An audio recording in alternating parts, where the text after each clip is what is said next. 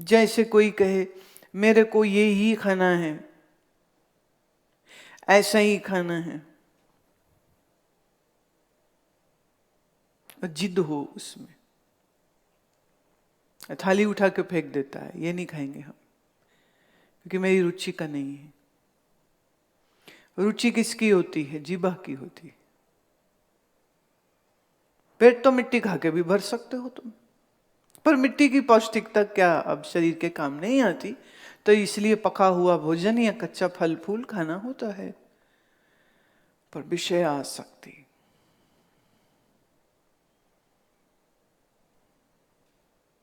लोग धर्मशाला में जाके रुकते हैं ना, तो उस कमरे में भी आसक्ति हो जाती, ये मेरा है।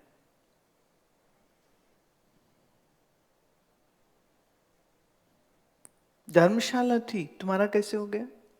लोग आश्रम में जाके रुकते हैं, रहते हैं जो लोग। मैं कभी कभी ये सोचती हूँ कि विषय आसक्त आदमी घर में भी तकलीफ में रहेगा, और अगर किसी आश्रम में जाके रहने लग जाए तो वहां भी वो तकलीफ में ही होगा। क्यों? वो अपने कमरे को अपना घर बना लेता है, ये मेरा है। तो मेरी सुविधा किस किस चीज में है? मैं अपनी सब सुविधा को उसमें बना लूं, तो आप सुविधा भोगी हुए, फिर आप तितिक्षु साधक तो नहीं हुए।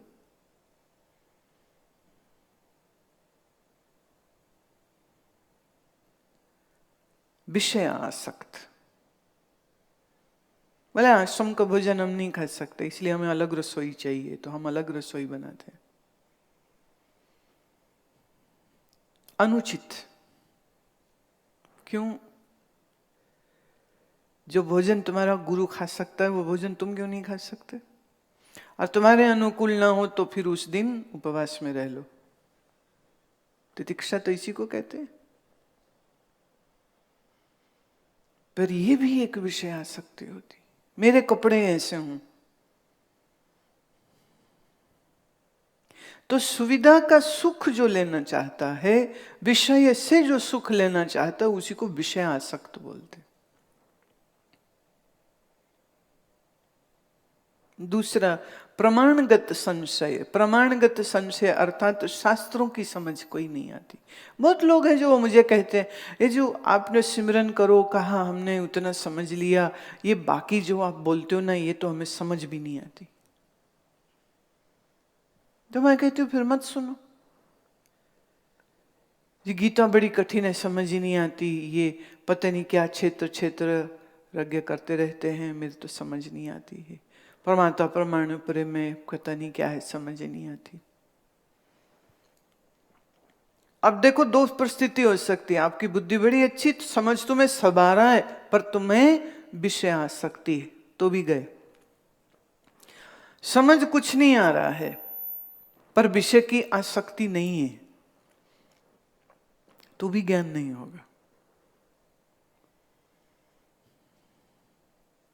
तो शास्त्रगत कोई संशय नहीं होना चाहिए। तो प्रमाणगत संशय, और फिर आता है प्रमेयगत संशय। प्रमेय का अर्थ है प्रमाता, प्रमाण और प्रमेय। यहां प्रमेय ब्रह्म है, यहां प्रमेय आत्मा है। सुन सब लिया, समझ कुछ नहीं आया। सुन सब लिया, अनुभव कुछ नहीं हुआ, ज्ञान नहीं होगा। भ्रम अर्थात विपर्य।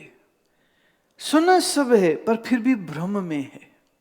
मतलब हो सकता है हम आत्मा हो सकता है ना भी हो सकता है हम शरीरी हो, क्या पता ऐसे ही बोलते हो, क्या पता ब्रह्म है या नहीं है।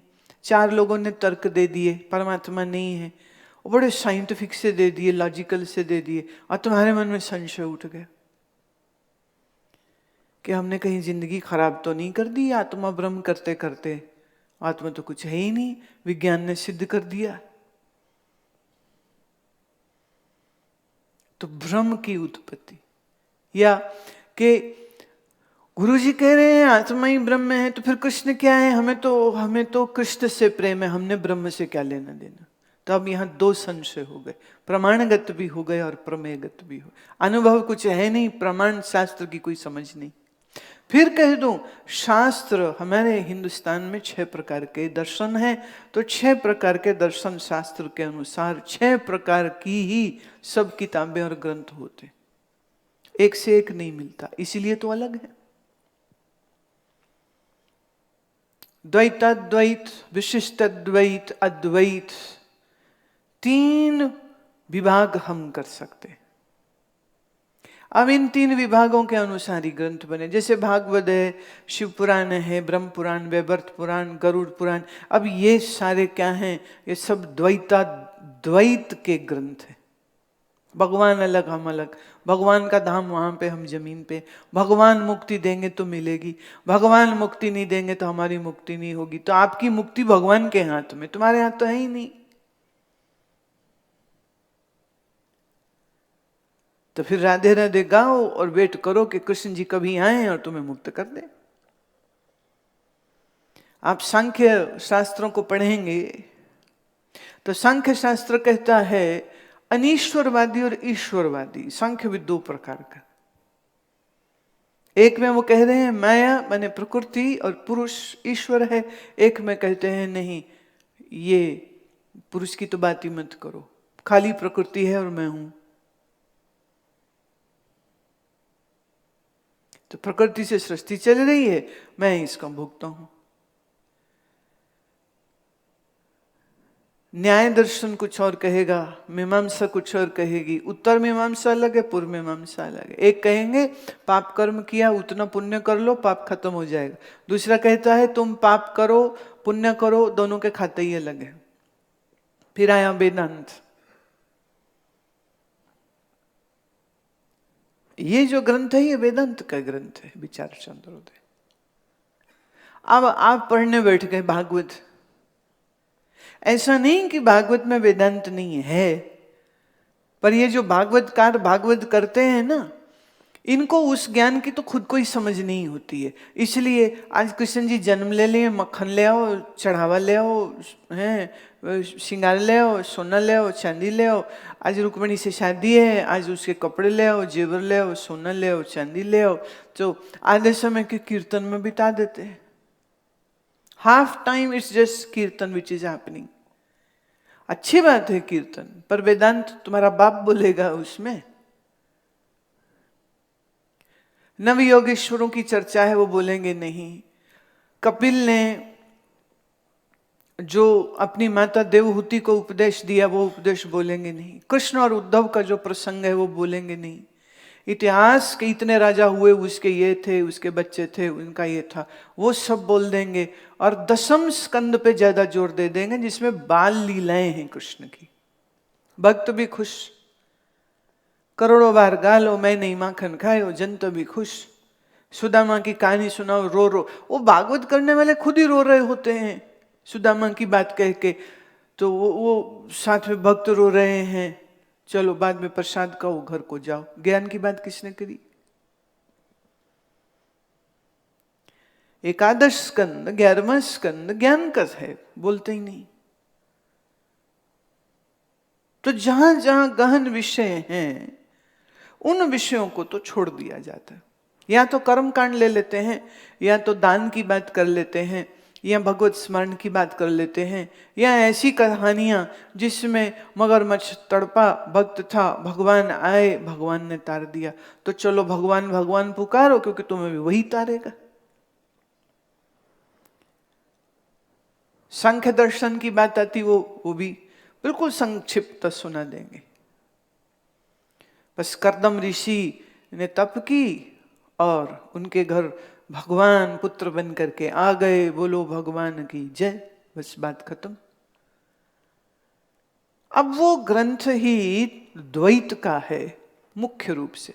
बीच में कहीं कहीं अद्वैत आया, बीच में कहीं कहीं विशिष्ट अद्वैत आया, पर इसकी समझ श्रोता को है नहीं। वक्ता उस पे बोलता नहीं, श्रोता बाद में खुद पढ़ता नहीं, ज्ञान कहां से होगा? आप देख लीजिए अपने समाज में भागवत पुराण की कथाओं पे जोर, बीच बीच में शिव पुराण की कथा आ जाएगी, बीच बीच में अब सब भागवत करने लगे तो सडनली एक ने कहा, अरे नहीं, लेट्स बी डिफरेंट, मैं शिव पुराण बोलता हूँ। लोगों ने कहा नई चीज है, चलो सुनो, तो चढ़ावे वहां चढ़ गए। फिर उन्होंने कहा अरे नहीं, है तो कहानी गलत, तो अब मैं देवी पुराण करता हूँ, नई चीज, भक्त वहां पहुंच गए। जहां कथा कह के लक्ष्य धन अर्जित करना हो, वहां ज्ञान की बात कौन करेगा? फिर ज्ञान समझ भी उसको आएगा जिसका चित्त शुद्ध है, वो है नहीं श्रोताओं का। त्याग तपस्या है, वो है नहीं लोगों में। कहां है? तो ये चार ज्ञान की अदृढ़ता के हैं, ये प्रतिबंध हैं। प्रतिबंध माने that which will stop you. ये तत्व ज्ञान खाला जी का बाड़ा नहीं जिसमें कोई भी चला जाए। तो फिर भागवतकारों ने तो ये भी कहना शुरू कर दिया, जी कलयुग में ज्ञान तो किसी को हो ही नहीं सकता है, सिर्फ भक्ति करो। और वो बड़ी सरल भी प्रतीत होती है। वो ये भूल जाते हैं कि उसमें भी भक्त भगवान के साथ अपने एकत्व को अनुभव कैसे करता है, उसकी बात नहीं। प्रेम की पीड़ा और विरह की बात नहीं। उसमें भी कैसे संसार छूट जाता है, उसकी बात नहीं। ये बातें ये सब छोड़ दीजिए। कैसी बात लो? बस ये कि दान देना चाहिए, प्रमुख ये है। भगवान तार देंगे प्रमुख। तुम बैठ के सुन रहे हो ना, बस पुण्य हो गया, स्वर्ग में तुम्हारी एंट्री पक्की हो गई। लोग भी खुश हैं। और वो निंदा करेंगे, शंकर मत की, वेदांत की निंदा करें। वेदांत सुनने से क्या होता? आत्मा ब्रह्म, आत्मा ब्रह्म। कृष्ण ने अपनी छोटी अंगुली पे पर्वत उठा लिया था, तुम कार उठा के दिखा दो, ब्रह्म बने फिरते हो। तो ऐसे कुतर्क करते हैं। अब उन्हें ये समझ तो है नहीं, ईश्वर माया उपाधि वाला है, तो माया की उपाधि वाला कुछ भी कर सकता है। और जो जीव है उसके पास अविद्या की उपाधि होती है। ईश्वर और जीव की उपाधि का जो भेद है वो समझते ही नहीं है। हम उपाधियों को नहीं मिला रहे हैं कि जीव उपाधि माने अविद्या और माया एक है। हम कह रहे हैं अविद्या और माया का जो आधार चैतन्य वो एक है। दोनों में बहुत बड़ा फर्क है।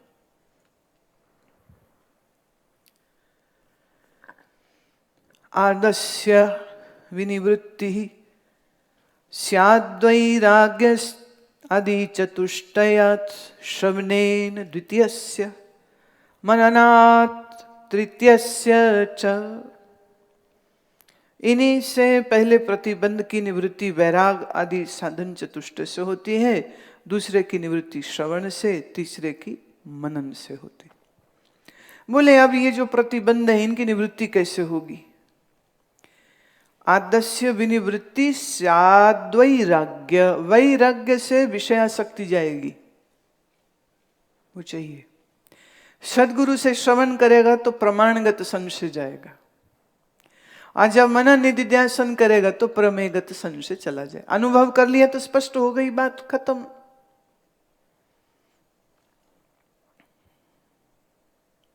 अब वैराग्य कहूं मैं करूं नहीं, श्रवण में करूं नहीं, मनन में करूं नहीं, तो बंधन अपनी जगह है, प्रतिबंध अपनी जगह है, ज्ञान होएगा कभी भी नहीं। ध्यानेनु तु चतुर्थस्य विनिवृत्तिर्भवेत् ध्रुवम् पूर्वा पूर्वा निवृत्त्या नैवोत्तर नाशनम्। और चौथे प्रतिबंध की निवृत्ति निधिध्यासन से निश्चित ही होती है। पहले वाले प्रतिबंधों की निवृत्ति हुए बिना बाद के प्रतिबंधों की निवृत्ति नहीं होती। प्रमाणगत संशय निधिध्यासन से, प्रमेयगत संशय निधिध्यासन से जाते हैं। प्रमाणगत संशय श्रवण करने से जाते, किससे? श्रोत्रिय ब्रह्मनिष्ठ गुरु से। उन्होंने एक बार नहीं कहा भागवताचार्य, भागवताचार्य से या कथावाचक से या पैसा दे के कथा जो करता है उससे नहीं होने वाला ये काम। राम कथा कहे पर 5 लाख रुपया ले, शर्त है। भागवत की कथा तो कहे 10 लाख रुपया ले, ये शर्त है। उसके बगैर तो वो बोलते ही नहीं है। अब वो आपको कैसे सिखाएंगे वैराग्य, बताइए? जिसको खुद को वैराग्य नहीं है वो आपको वैराग्य कैसे कराएगा? पहले खुद होना चाहिए कि नहीं?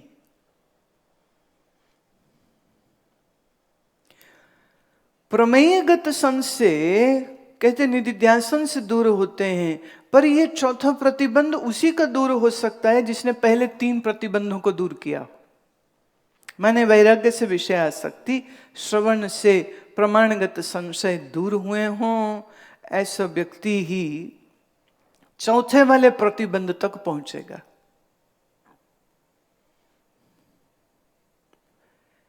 क्रम है ये, आप इस क्रम को तोड़ नहीं सकते। निधिध्यासन कौन करेगा? जिसने मनन किया। मनन कौन करेगा? जिसने श्रवण किया। श्रवण कौन करेगा? जिसके पास विवेक वैराग्य षट संपत्ति है। ये कौन करेगा? जिसके पास पूर्व जन्म का पुण्य बल है, शुद्ध अंतःकरण है। क्रम हो गया कि नहीं? विषयासक्ति नाशेन बिना नो श्रवणम भवेत्, ताभ्यामृते न मननम न ध्यानम तैर्विना भवेत्। स्ववर्णाश्रम धर्मेण तपसा हरितोषणात् साधनम प्रभवेत् पुंसां वैराग्यादि चतुष्टयम्।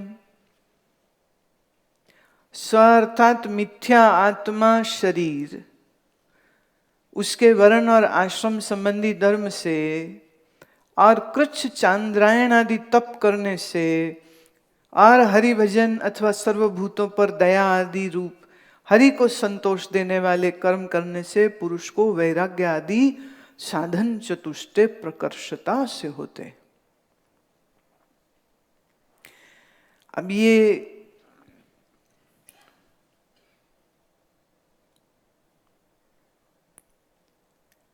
स्व मने इस मिथ्या शरीर का, पहले उन्होंने ये, मैं जिसको हम स्व कह रहे हैं ना, वो सच्चा वाला नहीं, वो मिथ्या वाला।